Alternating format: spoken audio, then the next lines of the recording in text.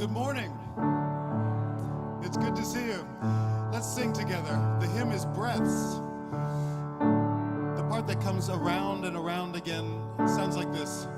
Listen more often to things than to beings. Would you say that?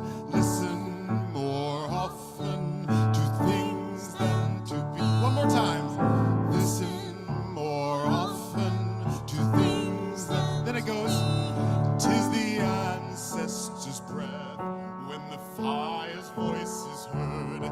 'Tis the ancestors' breath when the voice of the waters. Your turn. 'Tis the ancestors' breath when the fire's voice is heard. 'Tis the ancestors' breath in the voice of the water. Last part goes,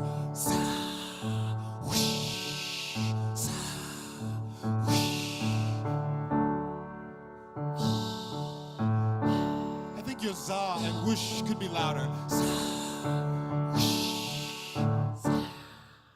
Yes, yes. Would you rise? Let's sing the whole thing together. Here we go. Listen more often to things than to beings. Listen more often to things than to beings. 'Tis the ancestors' breath when the fire's voice is heard. 'Tis the ancestors' breath in the voice of the waters. Exactly.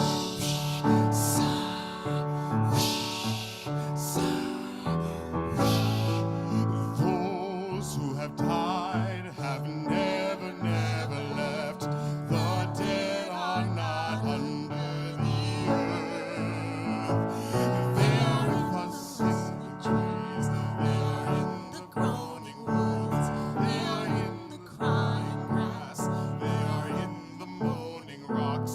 The dead are not under the earth. Listen, so listen more often to things than to beings. Listen more often to things than to beings. 'Tis the ancestors' breath when the fire's voice is heard. 'Tis the ancestors' breath in the voice of the waters.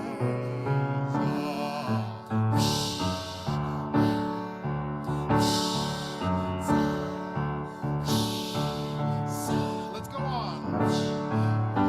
Those who have died have never, never left. The dead have now packed with the living. They are in the woman's breast. They are in the wailing child. They are with us in our homes. They are with us in this crowd. The dead are packed with the living. So listen more often to things than to beings. Listen more often to things than to beings. 'Tis the ancestors' breath when the fire's voice is heard. 'Tis the ancestors' breath in the voice of the waters.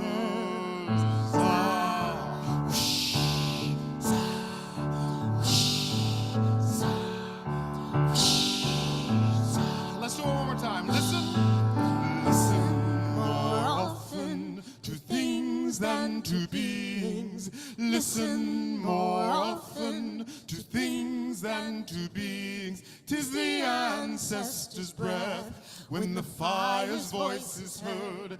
'Tis the ancestors' breath in the voice of the waters.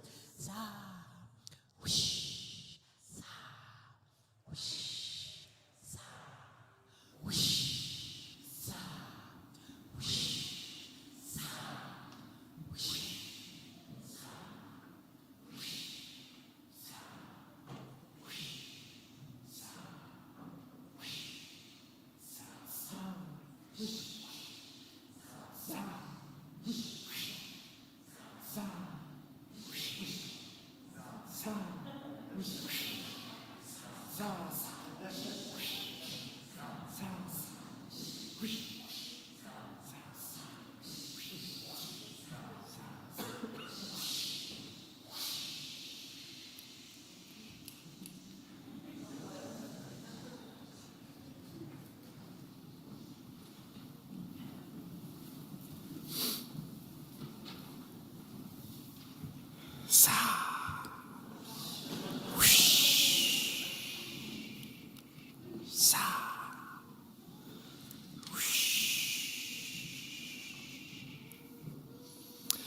They are zieing and whooshing out in Zoom land as well. Good morning. Good morning. Good morning and welcome to First Universalist Church of Minneapolis. My name is Reverend Arif Mamdani. I am the associate minister here, and it is a joy to welcome you to church this morning.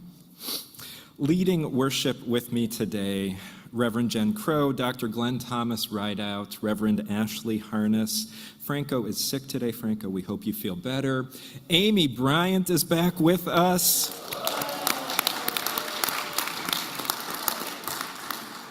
Jen and John are working internet and sound, and there is a small army of ushers and greeters and chalice lighters, and let's not forget the other army of people here this morning teaching religious education. Yes, indeed. Huge thank you to Mary Johnson for the flowers this morning, and an even bigger thank you to all of you who are here. Take a minute to look around. We are truly a force to be reckoned with, gathering as we do in community to create for each other and ourselves this experience of beloved community, where each one of us is held whole and holy, and where our reverence for the earth calls us to its care and all the creatures that call it home. This is the life of faith that we invite you into when you journey with us. And if you are newish to this congregation, if you are intrigued by what you hear and what you are learning about us, I encourage you to learn more by coming to A Place to Start, which meets the first and third Sundays of the month after each service. You can see an usher or a greeter for more information about that. After the service today, I invite you to please join us in the social hall for coffee, for continued conversations, and to grab a donut. Donut sales help to support programming for our high school youth group. The donuts are awesome. And I think there are still many, many more that need to be consumed. So please come on down, grab a donut. There is a lot that is happening at church today and this week. And I want to let you know about just a few things as we're getting rolling this morning.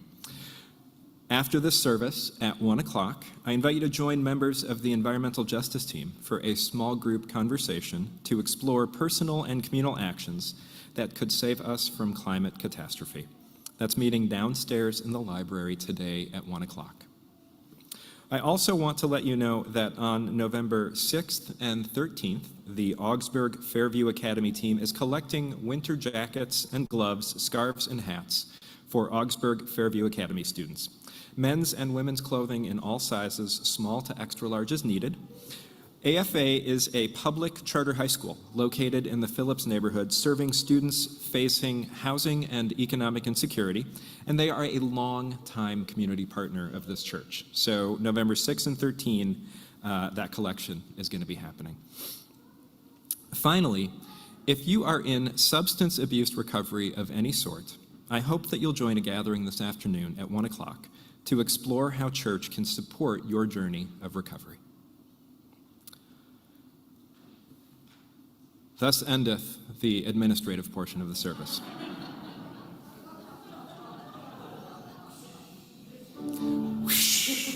Right? So let's do what we came here to do. Let's gather our hearts. Gather our spirits. I know that announcement-y things can kind of get me up in my head. So we can bring it back down into our hearts, into our bodies. We start by gathering and bringing our awareness to the land that we are on. Land whose stories and peoples predate this layer of culture that we live in right now by thousands of years. Land that is the homeland of Native and Indigenous people. Land that knew a time before any humans arrived.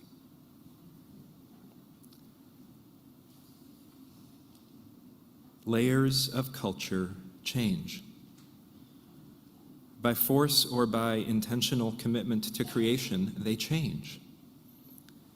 We embrace this truth acknowledging the legacy of forced removal that we inherit, the continued absence of reconciliation, and the potential for repair and right relationship that is always present if we have the will and the courage to make it so. Remembering that in the words of Rabbi Abraham Joshua Heschel, in a free society, some are guilty, but all are responsible. And as we acknowledge the land, so too are we aware of time. Today is October 30th, a time of year when the veil between this world and other worlds is thinner. If we listen, we can feel the presence of ancestors differently in this time. Whispers and echoes of the past that is our inheritance. The cheers of our ancestors who could scarcely dream of the times we are in today. We celebrate anniversaries today. Two in particular that I want to draw our attention to. October 16 to 18, 1859, and October 24, 1859. The founding of this church, then known as the Church of the Redeemer, October 24th, 1859. And not even a full week before that, John Brown's raid on Harper's Ferry. Separated by 1,000 miles, bridged by telegraph, the Harper's Ferry raid was front-page news everywhere. It is inconceivable that the founders of this church weren't talking about it the night that they gathered to found the church that we inherit today. On one part of the country, a willingness to take up arms in the service of liberation now.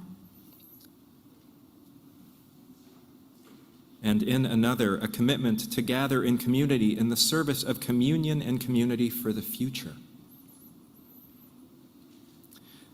These are some of the ancestors' breaths that are singing to us. Some of the voices in the water that nourish our roots. Come, let us worship together. And will you join me in saying the words for lighting our chalice?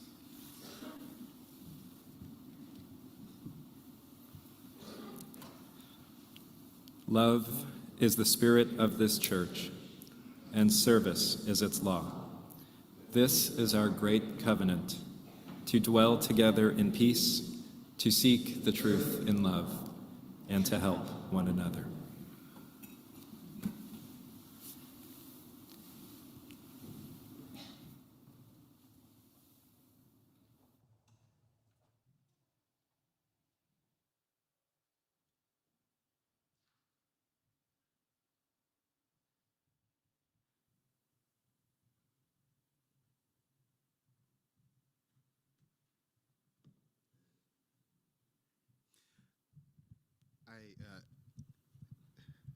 My eye just caught the chat from some of our Zoom attending folks, and I think I saw whoosh. Ah. I'm pretty sure I did. Did I? Yes. Okay, I did catch that. Okay, that happened fast. Okay, the next hymn is so much fun.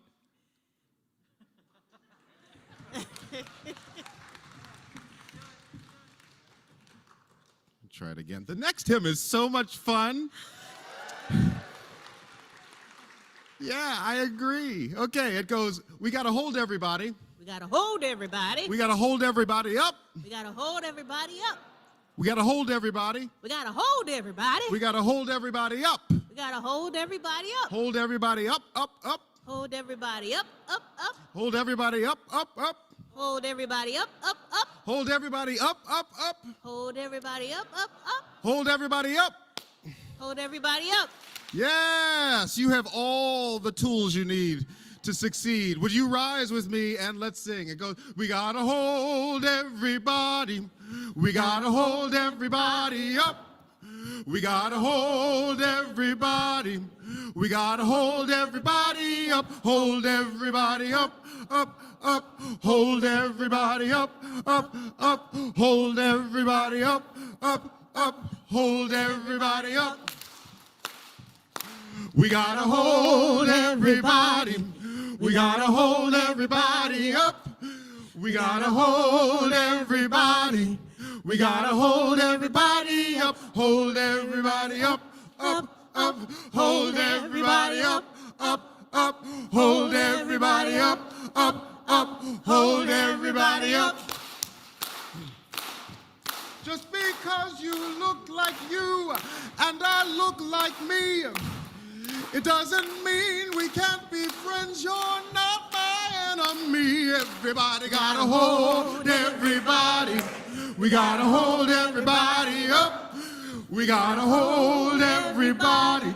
We gotta hold everybody up. Hold everybody up, up, up. Hold everybody up, up, up. Hold everybody up, up, up. Hold everybody up. People all around the world sometimes seem so sad, but when others show they care, it doesn't seem so bad. Oh, we gotta hold everybody. We gotta hold everybody up. We gotta hold everybody. We gotta hold everybody up. Hold everybody up, up, up.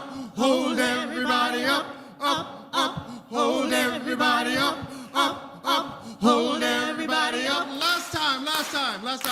We gotta hold everybody. We gotta hold everybody up. We gotta hold everybody. We gotta hold everybody up. Hold everybody up, up, up. Hold everybody up, up, up. Hold everybody up, up, up. Hold everybody up. Okay, not so fast, not so fast. Yes, yes, yes, yes, yes, yes, yes. Stay up. No, just stay up. Good morning, First Universalist. It's so good to be back. Thank you all for all of your prayers and well wishes. My niece is doing great. She's at home recovering, already at home. Thank you.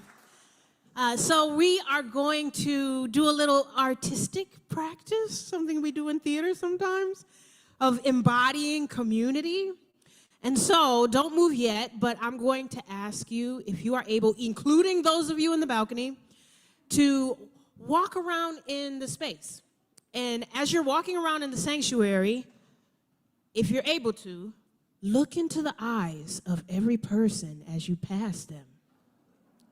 If you're not able to look people in their eyes, if that makes you too uncomfortable, then see if you can look at their forehead. And if you can't do that, you can still, your next instruction is like, once you make eye contact or forehead contact, then like give the person a nod or some kind of physical gesture that acknowledges, I see you and you are cool with me. You all got it? So Glen Thomas is going to be playing. When you hear the music playing, you walk. And when the music stops, you stop. And then I will tell you what to do next. Now, if you are not walking, if you want to stay in your seat, that is fine. But it is the job of all of us who are mobile in the space to every once in a while crab walk along the pew so that we make sure that we're near everyone, that everyone is included. And I'm gonna make sure that we do, I didn't do a good job of that earlier. Okay, here we go.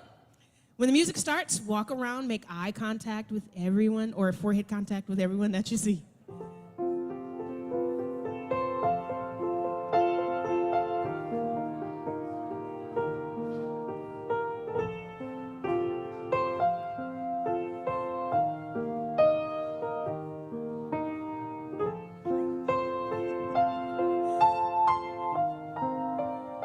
So in theater, we call this building ensemble. Ensemble is just a fancy word that means group. But for me, what ensemble is about artistically and in community is about becoming one body and one mind, such that nobody wins unless we all win, which is kind of the situation we're on this planet right now.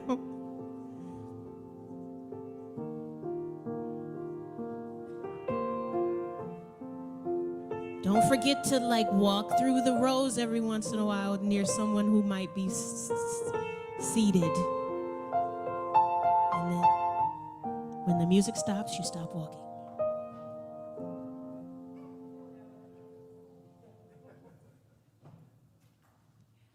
Okay, now go back to back with someone close to you, someone that you're not acquainted with, if there's anyone like that near you. And if you're near someone who's seated, you can face them or sit next to them. Yes, make your way to the folks who are still seated if you don't have a partner yet, please. Okay, so when I say go, you're gonna turn around, face your partner, and tell them your name and your pronouns. Go.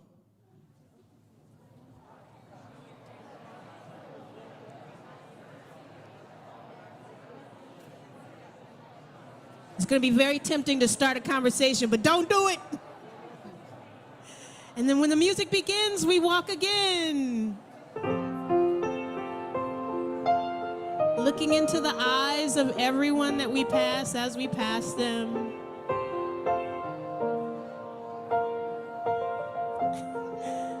Like in a passing glance.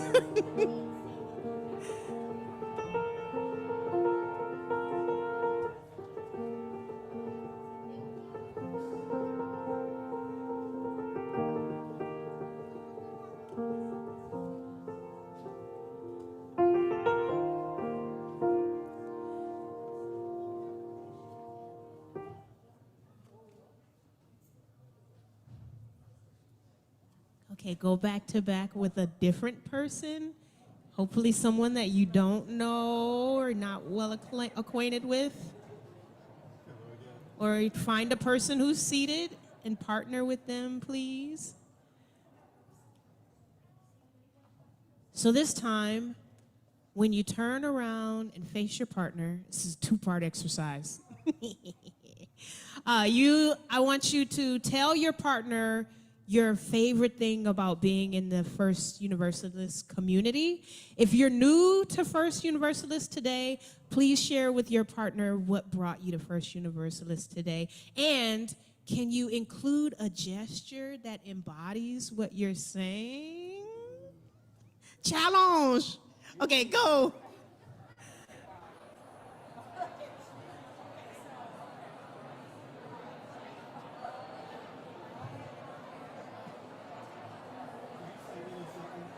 I didn't. Oh. Okay.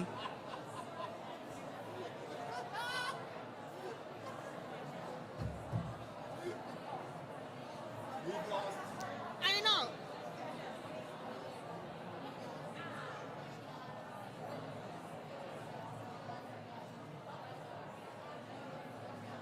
I hear a lot of talking. I don't see any gesturing.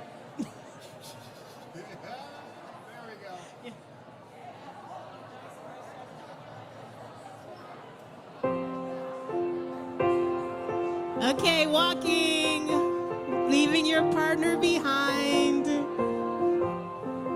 Walking, walking, the music is playing, we're walking.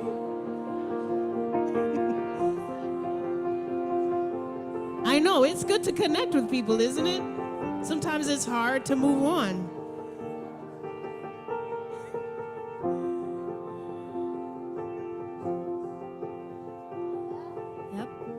Keep including the folks who are seated, please. And this time, let's see if we can all stop walking at the exact same moment. Ooh, challenge.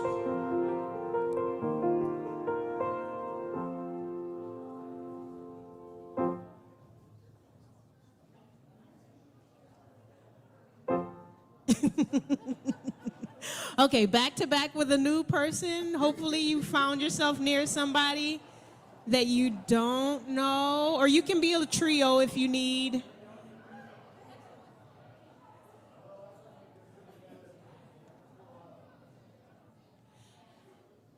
So if you're comfortable, like really sense into like the person's back, if your backs are touching, like next to yours, or if your backs aren't touching, just the energy of that person near you. I mean, we do this to like physicalize the fact that we have each other's backs, which is a big part of being in community with each other. Before I give you the last instruction, I know it's hard to stop talking, so as we go throughout the rest of the day at church and even outside of church, let's continue the practice of like looking into the eyes of people as we pass them and acknowledging that we see them. You could even speak. What? They don't do that in Minnesota. And imagine like how it's going to continue to open up your heart to each other, and we can like make ourselves all an ensemble worldwide. What? Okay, last instruction. This time when I say go, turn around, face your partner, and give them a blessing to take them through the rest of this year. Yeah, in one sentence, though. One sentence. I forgot to say that the last time. And on your way back to your seats when you hear the music playing again, try to make a little eye contact with the cameras, too, so we can, like, try to include the folks at home. I was real late with that instruction. Okay, one sentence of a blessing for the remainder of the year. Go.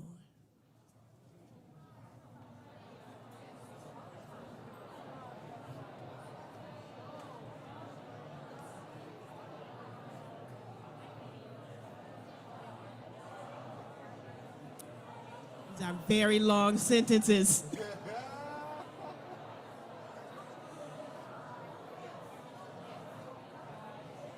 When you hear the music, please return to your seat.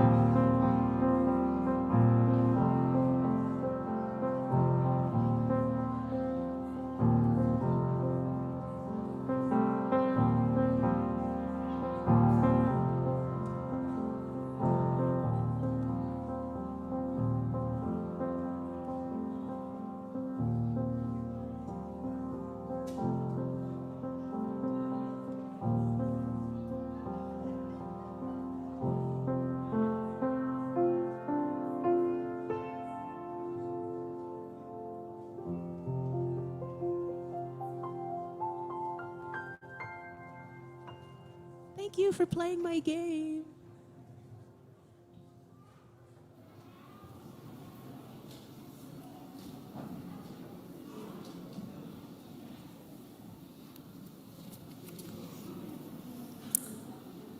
Thank you, everybody, for taking that adventure together.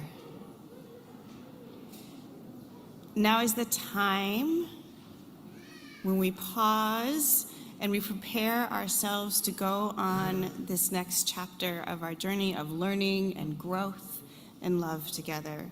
Whether or not we are in the sanctuary time for this time or we are in the religious education classes, we move forward on purpose together. So, first, our 6th through 12th graders, get your mosey on to your classes.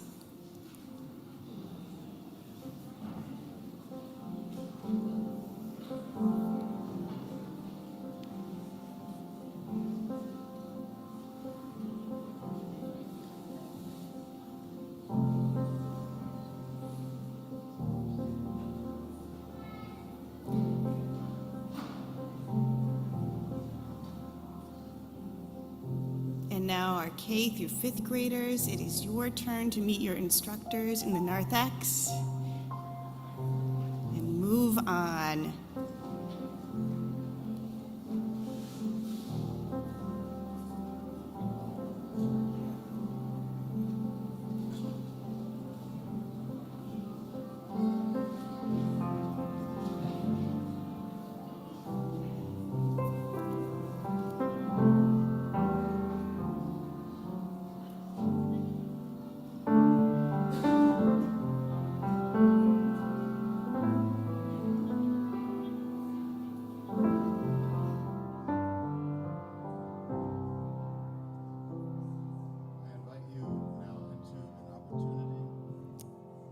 invite you now into an opportunity to settle more deeply into your space.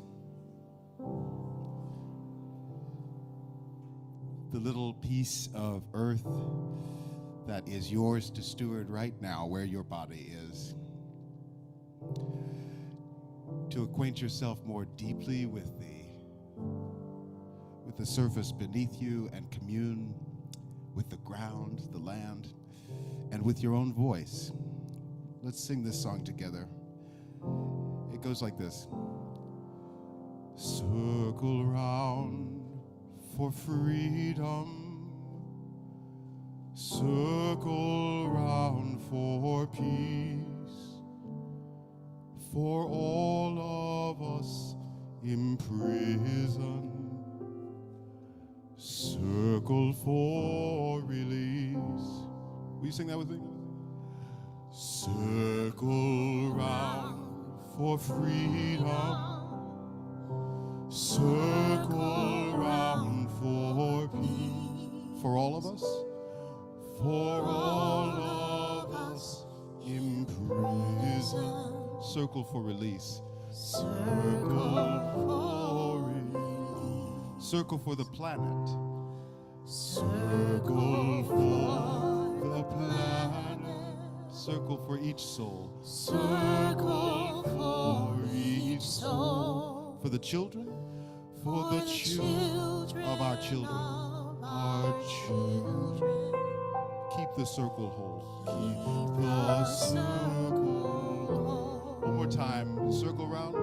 Circle round for freedom. Circle round for peace. Circle round for peace. For all of us imprisoned. For all of us imprisoned. Circle for release. Circle for release. Circle for the planet.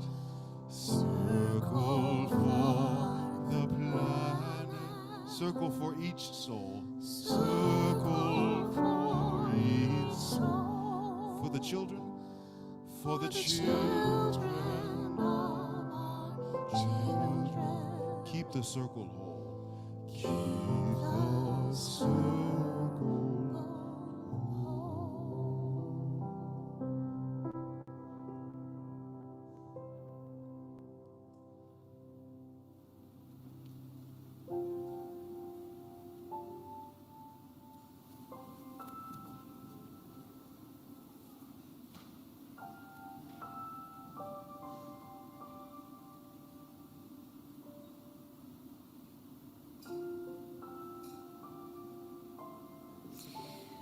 So my name is Ashley. If we haven't met yet, I am one of your new assistant ministers, and I'm so honored to be here. I grew up about 10 minutes away from here and traveled to the East Coast for a while, where I had the glorious experience of being on the subway in New York City at rush hour. Have you done that? Raise your hand if you've done that. Okay, you got a smattering. So this story is for you and the rest of you. So when you're on that subway, there is a crush, not a whoosh, deep breath, but a crush of humanity. And I used to just pretend it wasn't there. I would pretend those strangers were not pressed up against my body. I would pretend I couldn't smell whatever that was on the seat from the night before. I would pretend I would carve out that mental space with headphones, because there was no physical space.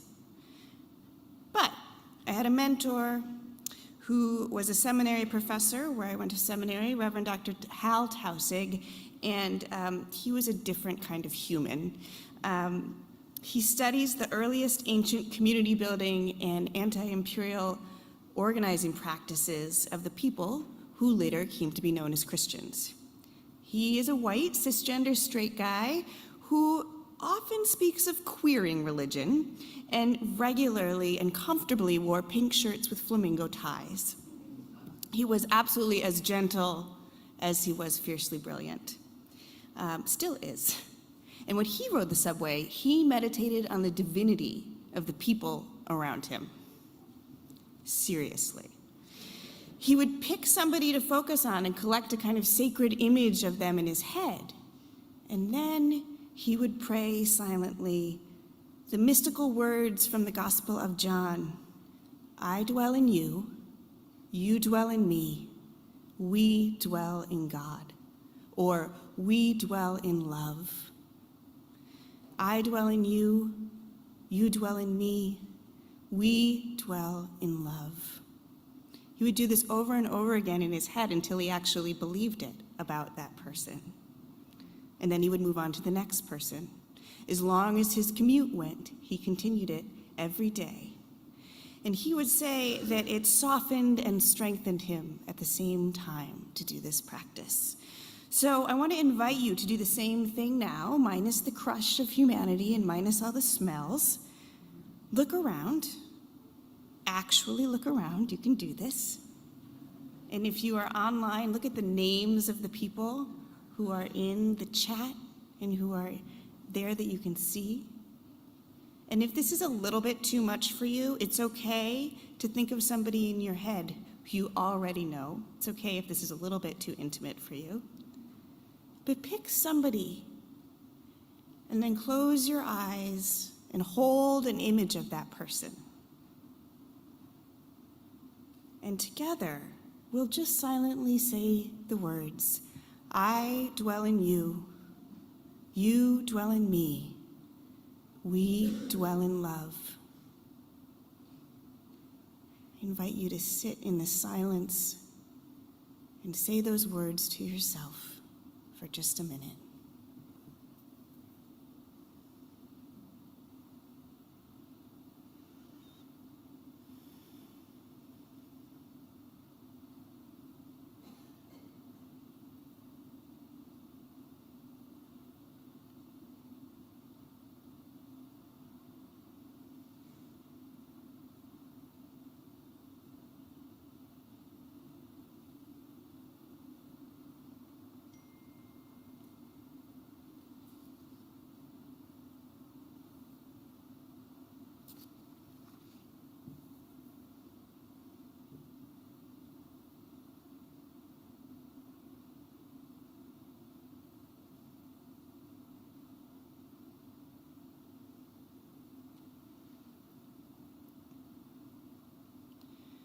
We dwell in love, always. Let us hold that knowing now as we join our hearts and minds together to support and lift up Rob Warren and his family in gentleness and healing as he recovers from a massive bicycle accident and the whole family cares for him. We hold also Andy Pugh and Caitlin Hallett in our care as Andy recovers from hip surgery. We hold Sarah Lindsay's nephew, who was badly injured and is recovering from extensive surgery. We hold the family of Eileen Sando Regan, who passed away a few weeks ago and was the former pianist here at First Universalist.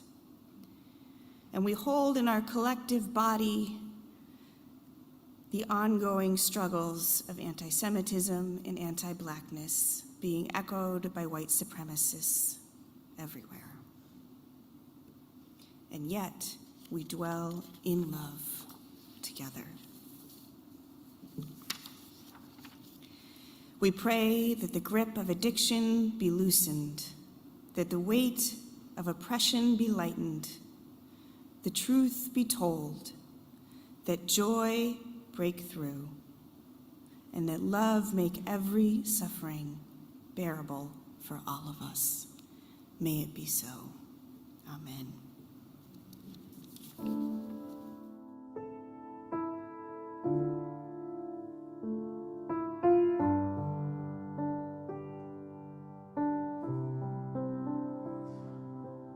Spirit of life, come unto me. Sing in my heart all the stories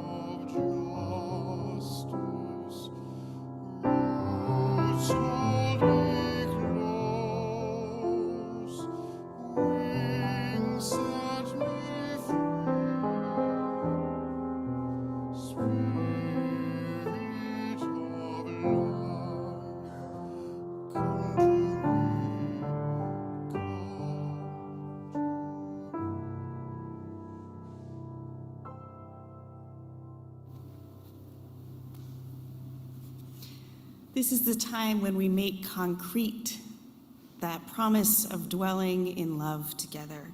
We practice giving, and we practice receiving, and we practice growing our circle of belonging and love wider and wider. We do this by sharing our resources, that so together we might all have what we need as individuals and as communities. If this is a time when you need to practice receiving, please, please let us know so that we can offer you the congregation's support. And if this is a time when you need to practice giving, I invite you to do that in just a moment, following the instructions on the screen and online, or as the ushers come by with baskets. Today's offering goes to support the work and ministry of First Universalist Church. This is one of the many ways that we contribute and draw the circle of love wider and wider. Let us receive our offering.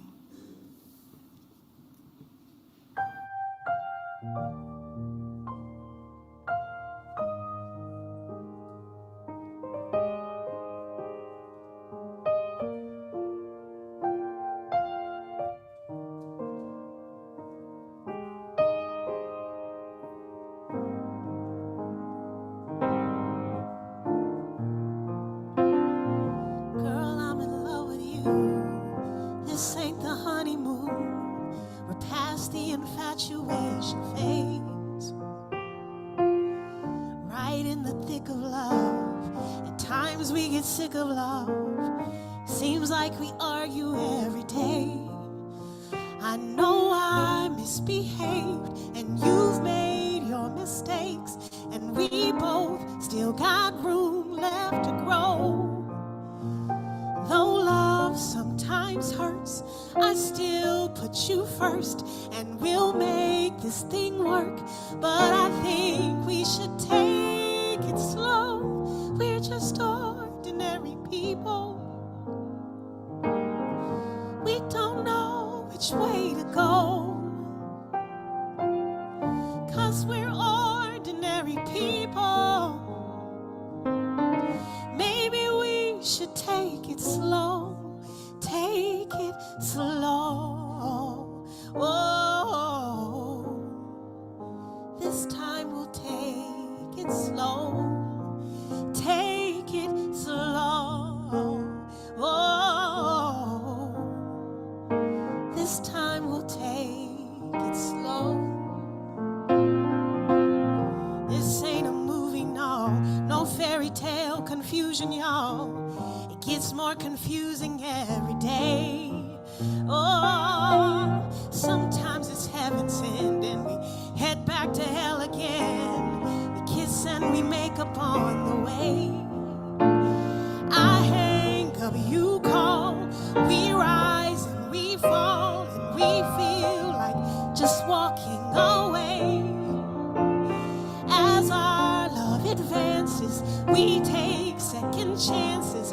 Though it's not a fantasy, I still want you to stay. We're just ordinary people. We don't know which way to go, 'cause we're ordinary people. Maybe we should take it slow, take it slow.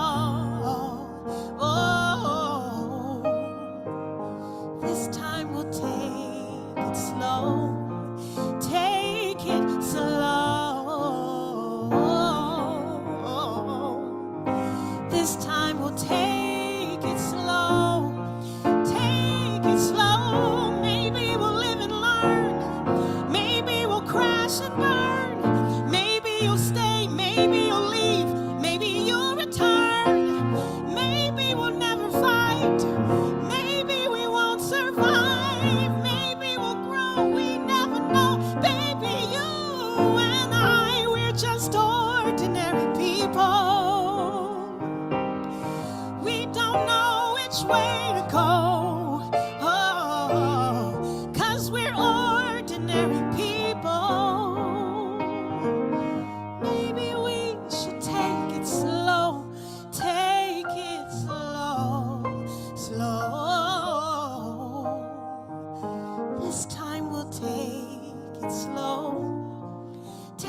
take it slow. This time we'll take it slow. Take it slow,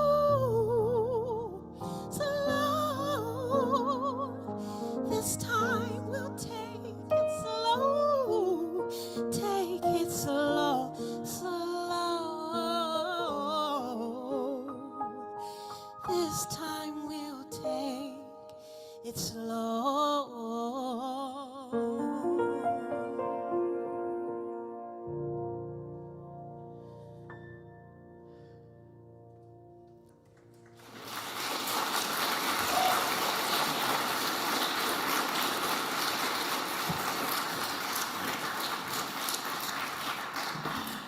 Thank you, Aimee. Thank you, Len Thomas. Thank you, John Legend. Ordinary people. Ordinary people with high aspirations. Ordinary people who need to take it slow. This month we've been thinking, talking, wondering together about what we know for sure. What can we count on? And this Sunday, we are talking about what can we count on as Unitarian Universalists in practice, trying to be Unitarian Universalists in our lives and in the world. What does the practice of Universalism look like? Ordinary people with high aspirations. So, as always, I want to get there by story together. So when I was about 15 years old, I was learning how to drive. I'd wanted to drive for forever, and I was really, really excited about this. And my dad was teaching me how to do it, and I did pretty well during the daylight hours, right? We'd get in the car. I'd even make it with my brother sitting in the back seat, and every time I'd go to make a turn, I swear, my brother would slide down onto the floor of the car and start screaming, "We're all gonna die!" as I was learning to drive. But I would keep my cool, and I would take the turn at the right speed, and we'd be all right. But then when it would get to be a little darker outside, when dusk would come and I couldn't see as far out, I would get really, really nervous. I'd get so scared that I would slow down to driving at a crawling pace. And my dad would be there encouraging me to pick it up a little bit. He'd be like, driving this slow is actually just as dangerous as driving fast. Come on, you gotta go. And I would still be nervous, and he would listen. I'd say, "I can't see. I'm afraid I'm gonna hit somebody, like somebody on a bike or somebody walking or another car, and I'm gonna hurt them or me." And he would say, "You don't have to see everything. You don't have to even be able to imagine everything. You just have to look out as far as the headlights go. Drive into that, the headlights will go a little further, drive into that, and keep going that way. That's the way you're gonna get home." So I love this image and this way of being in the world, because I think that the fundamental practice of Universalism is an ever-expanding heart. An openness to ever-expanding in knowledge and wisdom, in stories, in love. An ever-expanding heart. And as much as I want to go from here all the way to there and let my heart and my knowledge and my wisdom expand 1,000,000 times at a time, really the way that I noticed it happening for me is like this. A little, and then a little, and then a little. We did some of that in our practices today. I dwell in you, you dwell in me, we dwell in love. It softens my heart and it expands it just a little, and then a little, and a little. An ever-expanding sense of love, of possibility, of who is included. So you probably remember it's been about 6 years in the making, right? This renovation of our building that we've been about to make this space, this place, more of a place of welcome and hospitality and accessibility that welcomes everybody in than it ever was before. It's a place we've really been working hard, and it was last spring, you probably remember, we celebrated the renovation of the building and finishing up of our campaign. And I'll tell you, it was about spring. The new playground had been installed outside, right? It's something I feel really proud of and proud of us as a community. It's an accessible playground. It works for folks with all different kinds of mobility challenges. You can roll a wheelchair up onto the equipment. The kids and youth of our church chose this new playground. So I was out there looking at it and how much I liked it out there, and I started noticing something. I noticed that in order to get into that playground, you had to step down. I noticed that to get out into the courtyard where the playground is, you have to roll or walk over this really bumpy door sill. There's no power buttons there to open and close the doors. If you can even get out there, you can't get down into the playground because of the steps. So you go through the courtyard. It's kind of bumpy over the labyrinth and like a fire pit that's there. And then you can roll, if you can get over those bumps, you can roll out into the parking lot and then come down the ramp into the playground. And I was looking at that and I started to feel so very discouraged. Here we are. We did it. We provided this awesome, universally accessible playground, and we missed. There's more to do, more ways to expand that circle of welcome. And like I said, I was standing there feeling frustrated and disappointed, and I started blaming myself and others, like, how did I not see this? How didn't I notice? Why didn't somebody point this out before we got this far? All in my head. And then I took a deep breath, and I took another deep breath, and I remembered what I have learned here by listening to so many of you. I remembered sitting just a few weeks before with some of the folks who are the elders of this congregation who had actually helped us move into this building 30 years ago. How we made this move and how they made that happen so that we would have a more welcoming and accessible space, a place that welcomed more people, that actually had a parking lot where folks who needed it could use it. How when they arrived, they added the elevator to make the sanctuary and the building more accessible, and how proud they felt when they had done that, and this sense of we've arrived, we've done it. And then a few years later, here we are. Massive capital campaign, renovating the building to make it more welcoming still. I remembered what they had gone through with that, and I remembered my dad's story. We go as far as we can, and then we go a little further, and a little further, and a little further. And that's how it is with a wide welcome. That's how it is with an ever-softening heart. I take so much comfort from the folks who have been on this journey for years and years, our faith ancestors. Arif mentioned that it is the anniversary, or was the anniversary of the founding of our congregation this past week on October 24th, 1859. Think about 1859. Here in this, what was at the time the village, really, of Minneapolis. Minnesota had just become a state in 1858. All the histories I can find of our congregation start with something like, on the frontier town in the midst of wildness, which was true in some ways, but it doesn't recognize the folks who were here before. It doesn't recognize the land and the beings that have been here before. But we recognize them now. We let the light shine. We go a little further in that wide welcome of memory and embrace. But let's go back to that time, 1859. The Universalist ideas were truly heretical at that point. Christian still, but heretical. Instead of a God based in fear and punishment, God was understood to be a God of love. And heaven and salvation weren't just for some elect, predestined few, but for everyone, all of humanity, Universalism proclaimed. What would that mean then?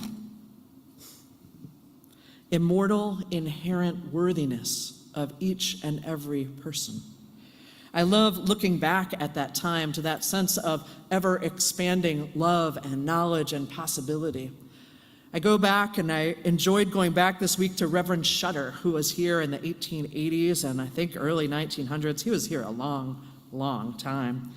And he talked about how while we might not, how did he talk about it? He talked about it as how happy Jesus would be, since he was still Christian, how happy Jesus would be that we were expanding the gospel to include things like what we could see through telescopes, what archaeologists were discovering, what the naturalists were discovering, that the gospel, as he was putting it, was ever expanding. How our knowledge, our wisdom, our faith should be ever expanding too. And how if we really did believe in the immortal worth of every creature, of every human being, he said this, the immortal worth of every human being. Put that idea, he said, put that idea under society, and it's no longer a machine for turning out dollars. This idea that every person is worthy, if we allowed that to be at our foundation, it would begin to thaw the icy maxims of political economy, he said. It would teach us that humans and human labor are not a commodity, not to be bargained for in the marketplace as if they were a barrel of flour or a load of lumber. 1800s, Civil War in America. People are more than labor, more than a commodity to be traded as if they were a barrel of flour or a load of lumber. If our understanding of who is human expanded to include enslaved Africans who were here, if our idea of who is human expanded to include Native and Indigenous peoples on this land, it would change how we acted, would change how we behaved. That was the call. So that circle of who was inside of God's love, of immortal worthiness, started to shift. Shifting from just European American men to maybe including women, maybe including Native Americans, maybe including free and enslaved Africans here on this continent. The circle of love, of understanding, expanding and expanding and expanding. This week I located, with Jen Stromberg's help, our communion silver from the 1800s. It survived fire in the church, it survived all kinds of things, and I brought it out as a symbol for myself and for us of how we change. I spent some time on Friday polishing it up, just remembering the hands that have touched it, remembering this legacy we stand within, how radical it was to offer communion to all, to say that all are worthy and loved. And now we've moved away from those sacraments for the most part, but that center holds a love big enough to hold us all, ever expanding wisdom and compassion, the expectation of growth and change in our faith and in how we are together. The fundamental practice of Universalism, I believe, is an ever-expanding love, drawing the circle wider and wider still, to not allow ourselves to be wrapped in shame of what we didn't know or how we didn't behave before, to let go of shame, and also to not allow ourselves to be satisfied with where we are, but to draw the circle ever wider still. May this be our practice and our prayer. Amen.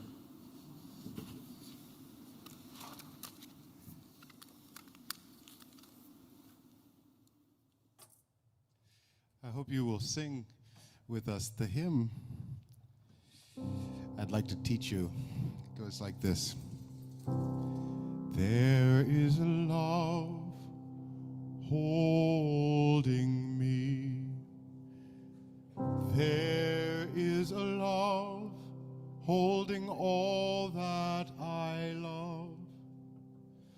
There is a love holding all I rest.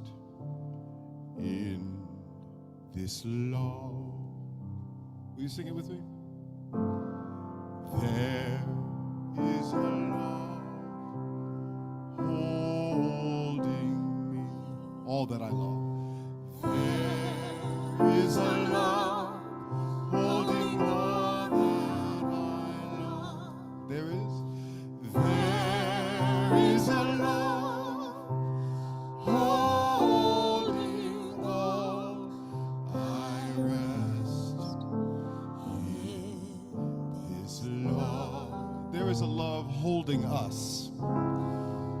There is a love holding us. There is a love. There is a love holding all that we love. There is a love. There is a love holding all. Holding all. We rest in this love. One more time. There is a love. There is a love holding us. There is a love holding all that we love. There is a love holding all.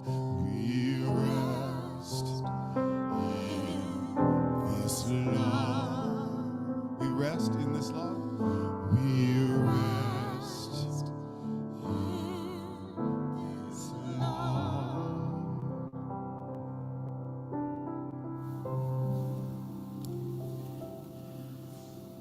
May we know the larger love holding us all. And may we allow our hearts to expand to be that larger love for this world. Amen.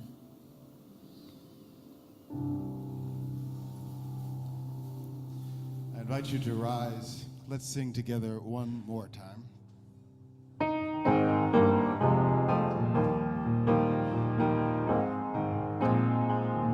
Where you go, I will go, beloved. Where you go, I will go. Where you go, I will go, beloved. Where you go, I will go. And your people are my people. Your people are mine. Your people are my people. Your divine, my divine. Where you go, I will go, beloved. Where you go, I will go. Where you go, I will go, beloved. Where you go, I will go. And your people are my people. Your people are mine. Your people are my people. Your divine, my divine.